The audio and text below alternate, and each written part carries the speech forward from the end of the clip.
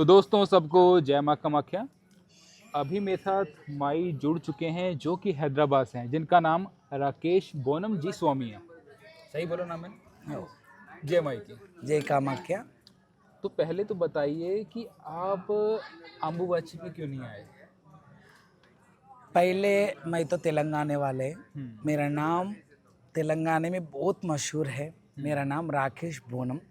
India gate के पास भी 11 साल हो रहा, हम्म। 11 साल से गवर्नमेंट बोनम इंडिया गेट से तेलंगाना भवन हम्म। तक लेकर जाते बोनम को। हम्म। वैसे ही तेलंगाना में बहुत मशहूर का high court, secretariat, old MLA quarters, new MLA quarters, assembly, वो पूरा बोनालू में ही गवर्नमेंट मेको निकालते उधर बहुत फेमस है। इधर नया पहचानत नहीं है ना, इसलिए मैं वो बात बोल रहा हूँ सब जन को। अम्बाबाजी मेला में 2 साल आया, ये साल हम जर लेट आया। हाँ, लेट क्या आया। बोले तो हमारे को बोनालो आषाढ़ मासम बोल के बोनालो रहता तेलंगाना में। वो बोनाला फेस्टिवल बहुत बोनालो क्या बोलते हैं पब्लिक में को बुला के बोनम उनका घर में से बोनम निकाल लेते। वैसा बिजी रह के हम लेट आए, इसलिए अम्मा को साल साल हम बोनम कर रहे माता को, इसलिए बोनम लेके आए। बोनम इसको मटका कह सकते हैं ना? इसमें क्या जल लेकर आते हैं? क्या होता है इसके अंदर? जेल नहीं, खाना, मीठा खाना, प्रसाद। प्रसाद प्रसाद। प्रसाद लेके आते। मीठा खाना, गाय का दूध डाल के गुड़ डाल के बना के वो खाना लेके आते। इस प्रकार से इससे माई को हम प्रसन्न या खुश कर पाए, हाँ भोग देकर। हाँ।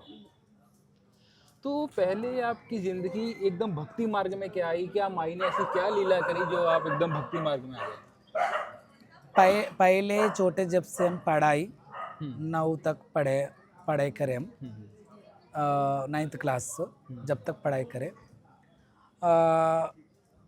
छोटे जब से ही मेरे को बीमारी जैसा थोड़े बोले तो माता का कृपा जैसे हम गिर जाते थे, गड़ के गिर जाते थे। 1 महीने में बहुत साल गिर जाते थे। गिर गए तो ये माता का कृपा बोल के घर वाले को पता नहीं हुआ एक बीमारी है बोल के। जब छोटे जब हॉस्पिटल पूरा दिखाए, 8 लाख हुआ, 8 लाख हुआ। वे तो भी हमारे को ठीक नहीं हुआ, मेरा तबीयत अच्छा नहीं हुआ। वैसा चिरुगट्टू बोल के नलगोंड में एक मंदिर है, वो मंदिर में दिखाए। वो मंदिर में दिखाए तो माता आती इनको, ये माता का ये है कृपा है, इसलिए नहीं गिर जा रहा, मगर ये बीमारी नहीं है बोल के बोले थे। जब से छोटे जब से 60 साल के सी 7 साल उम्र से ही मेरे को माता आती। तेलंगाना में कितना भगवान का मंदिर है, वो मंदिर में बोनम निकालते, भगवान का शादियाँ करते उधर। 5 साल से मैं ये माता का नाम सुन रहा, कामाख्या कामाख्या बोल के मैं सुन रहा हूँ। इधर गए तो भी बहुत अच्छा होता बोल के सुना। ये शक्तिपीठ है, किधर भी शक्तिपीठ, अष्टादश शक्तिपीठ में कभी किधर भी बोनम नहीं निकाले। एक लाखों में है शिव शक्तियाँ। हमारे जैसा तेलंगाना में बहुत जने हैं, मगर एक जने भी बोनम नहीं निकाले अष्टादश शक्तिपीठम में। ये 13వ शक्तिपीठम, 13 हिंदीला 13 शक्तिपीठ है। माता को बोनम निकाले तो अच्छा रहता। अपन का तेलंगाना फेस्टिवल है, तेलंगाना नेशनल हमारा फेस्टिवल है, बहुत बड़ा फेस्टिवल है। 10-20 फेस्टिवल है हमारे को, मगर ये बड़ा फेस्टिवल बोल के गवर्नमेंट ही चुना। ये बोनम बोले तो एक ही राष्ट्र में एक ही अम्मा को नहीं बोले तो उधर ही करना, तेलंगाना में करना, वो भगवान की करना बोल के रूल नहीं है। किधर भी कर सकते, किधर भी जान दो अम्मा इधर ही रहें दो कामाख्या अम्मा, या अम्मा और एक स्थल में रहें दो कामाख्या माता। काशी में भी विशालाक्षी है, काशी विशालाक्षी, काशी अन्नपूर्णा, वो भी माता इच्छे। अपन करना बोल के दिल में आए तो कर सकते। इधर भी आए तो अम्मा दर्शन को आए तो अम्मा सपनम में आके, माता सपनम में आके, नींद में आके मैं कैसा करो बोल के बोली। जब भी मैं इधर नज़दीक के बाजार है ना, वो बाजार को जाके ऐसा गड़ा त्रिशूल वो पूरे लेके आए। क्या बोला तो पहली बार मैं इधर आए तो फ्लाइट में त्रिशूल तलवार गड़े नहीं लेके जाने देते बोल के मैं सुन के खाली आ गए, दर्शन कर लेके जाएंगे, घर को जाएंगे बोल के मैं खाली हाथ से आया। मगर इधर आए बाद माता नींद में बोले ना, ऐसा बोनम करो, तुम्हारा तेलंगाना में क्या कैसा खाना चढ़ाते हैं हमारे को, वैसा ही इधर खाना चढ़ाओ बोल के अम्मा बोले। तो मैं इधर नज़दीक है वो बाज़ार को जाके गड़े, त्रिशूल, तलवार ये पूरा इधर ही खरीद के अम्मा को चला, बहुत ग्रैंड में हम सेलिब्रेशन करें। ये सेलिब्रेशन किधर से स्टार्ट होता बोले तो हैदराबाद किचन होटल है इधर, वो होटल दीदी लोगों का है, वो घर में से वो होटल से अम्मा को खाना चढ़ा रहे, बोनम उधर से लेके आ रहे।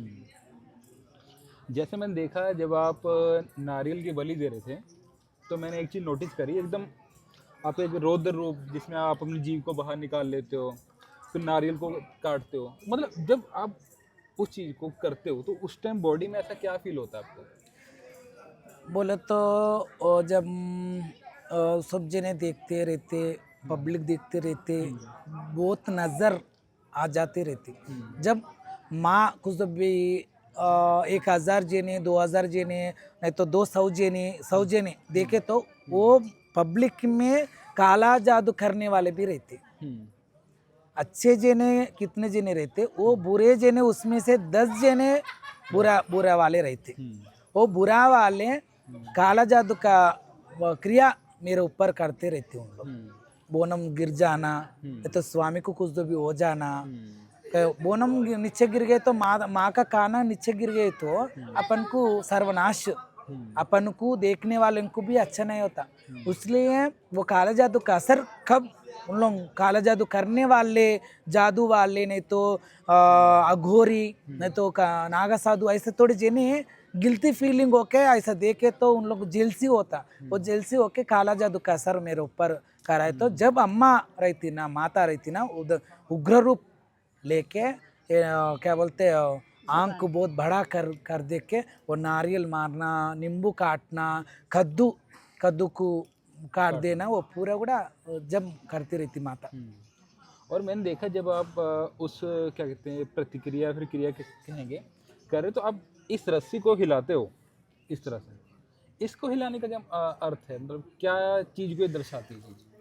इसको तेलंगाना में इरगोला बोलते, इधर क्या बोलते कि नहीं मालूम मेरे को, ఏమంటారు ఇక్కడ ఇక్కడ यूज ये तो यहाँ पे यूज ही नहीं होता है, ये इधर तो तेलंगाना साइड यूज में नहीं ज़्यादातर करते इधर, यूज तेलंगाना में इसको अमावस्या के दिन करते, माता तैयारी हमारा गुरु करते, तैयारी करने का एक शाम का जैसा है। इससे हिलाना शाम का जैसा ही हिलाते, और एक पब्लिक आता, बोटू लगाओ माँ, कुछ भी मेरा ऊपर आंख के ऊपर कुछ भी ये है मेरे को, और शैतान पकड़ाने तो कुछ भी गाली है निकाल दो ना बोले तो इससे मारे तो वो हवा जाता। भूत पेर पिशाच पकड़ने वाले रहते ना, थोड़े जेने आंख के ऊपर रहता, थोड़े जेने को वो नेगेटिव एनर्जी जाता। मतलब कि कहने की बात ये है कि जब किसी को किसी ऊपरी साया भूत प्रेत जिन लगा हो तो उसको इससे मारने नारे से, डिस्टी भी जाता, तो जिसे नजर लगी है तो मारने से वो डिस्टी जाता, भूत प्रेत पिशाच जाता, उन लोगों का अच्छा होता, तबीयत अच्छा रहता। ये माता का है ना, अपन का नहीं है ना, ये चीज़ अम्मा का है। अम्मा के अमावस्या के दिन स्नान कर लेके सूरज आता ना, जब सुबह सुबह में ये तैयारी करते, अम्मा के पास 10 दिन लगा के पूजा करके जब यूज़ करते, इसलिए इसको उतना ताकत रहता। जैसे कि आप हैदराबाद में आपका आश्रम है, तो आप एक केस के बारे में बता रहे थे, किसी पे ब्लैक मैजिक हुआ, वो इंसान मरते मरते वापस आया, उसके बारे में बताइए, वो क्या कहानी थी?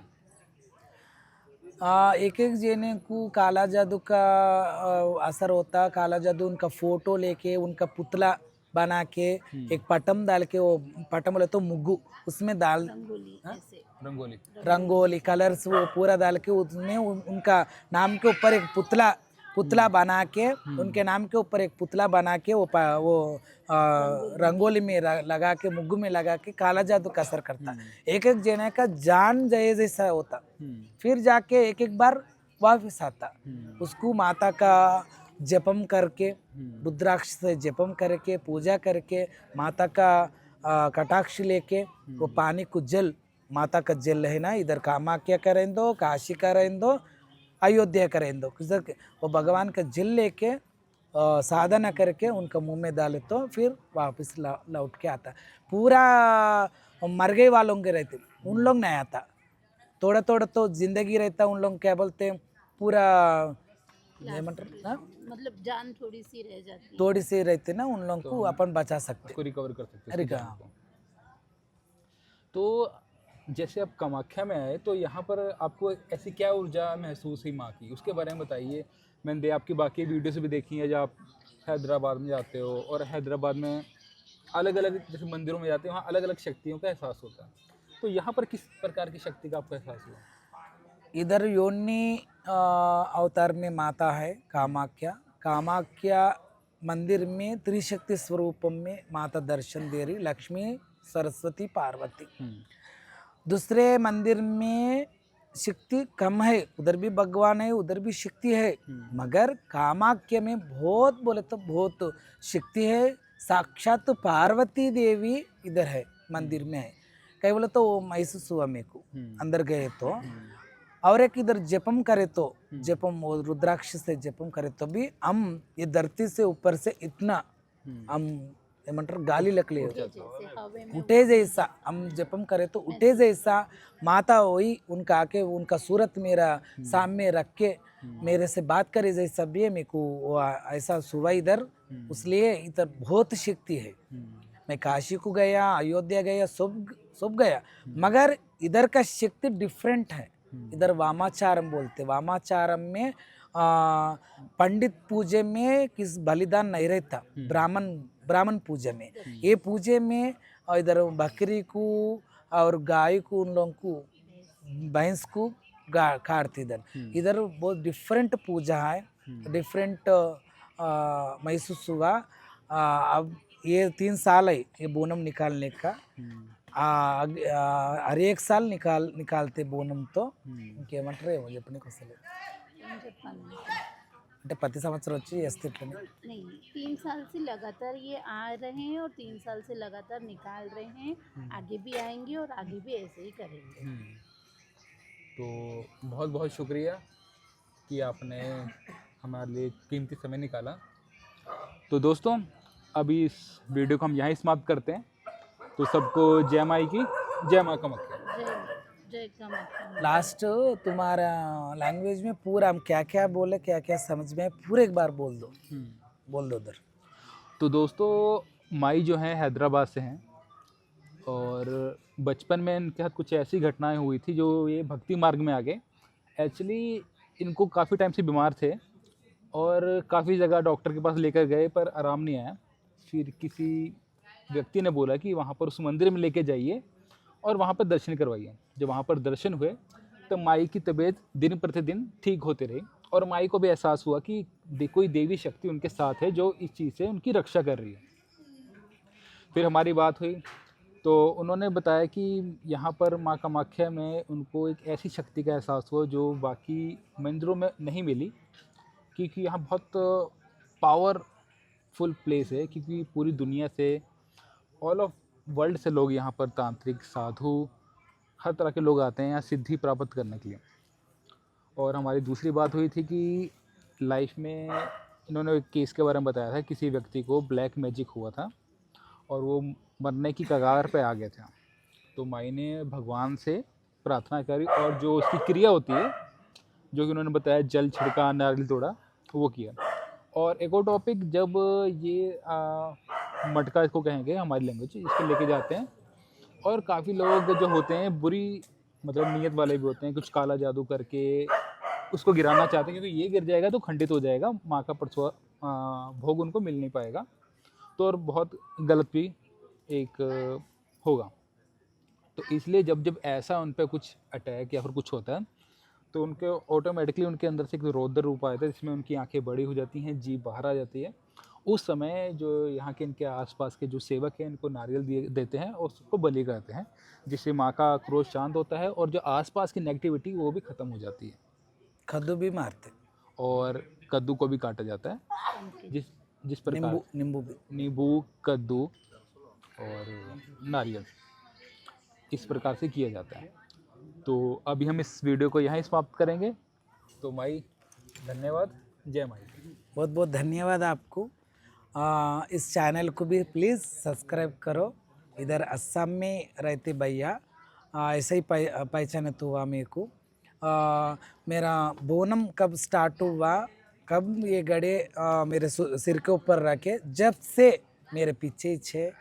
भगवान उनको अच्छा रखें दो, माता भी बहुत खुशी से रखें दो, उनके घर में भी बहुत खुशी आना, साल साल जीते रहना।